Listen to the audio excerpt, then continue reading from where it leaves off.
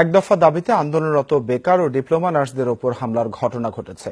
ধানমন্ডিতে স্বাস্থ্যমন্ত্রীর বাসভবনের সামনে সড়কে অবস্থান নিলে রাত 8:15টার দিকে পুলিশ ও একদল যুবক তাদের ওপর হামলা চালায় বলে অভিযোগ ওঠে। এ সময় ধাওয়া পাল্টা ধাওয়ার ঘটনাও ঘটে।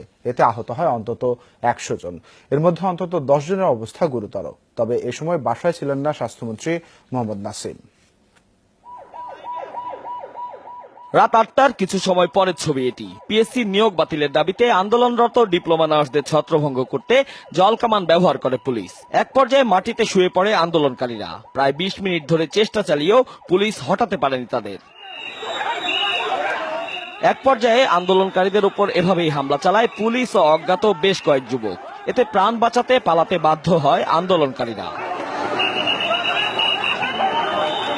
পুলিশের রমনা জোনের ডিসি জানান, সবচেয়ে কম চেষ্টায় আন্দোলনকারীদের হটিয়ে দিতে পেরেছেন তারা। এক্ষেত্রে আমাদের 8-10 জন আহত হয়েছে, পুলিশ সদস্য।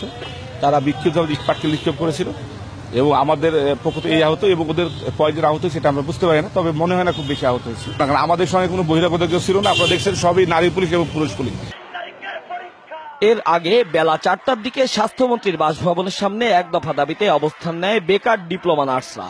বিকেলেও পুলিশের সাথে দু একবার ধস্তাধস্তির ঘটনা ঘটে। মুখের কথার উপরে ভিত্তি করে উঠে যাব না, আমরা একটা লিখিত ডকুমেন্ট চাই তাদের কাছ থেকে। প্রেগন্যান্ট ছিল, ও অবস্থায় আসছে, লাথি মেরে অবসান হয়ে গেছে, তাকে হাসপাতালে ভর্তি করানো হয়েছে। পুলিশ প্রচন্ড পিটিয়েছে এবং আমাদের অনেক মেয়েরা অসুস্থ হয়েছে এবং হসপিটালে ভর্তি করা হয়েছে।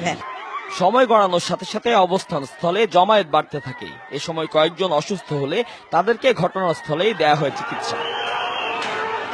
পরে রাত 8:15টার দিকে ধাওয়া পাল্টা ধাওয়ার ঘটনায় আহত হয়েছেন পুলিশ সহ প্রায় 100 খানেক আন্দোলনকারী। তাদের কয়েকজন চিকিৎসা নিচ্ছেন বিভিন্ন হাসপাতালে। আতাউর কাউসার, যমুনা নিউজ, ঢাকা।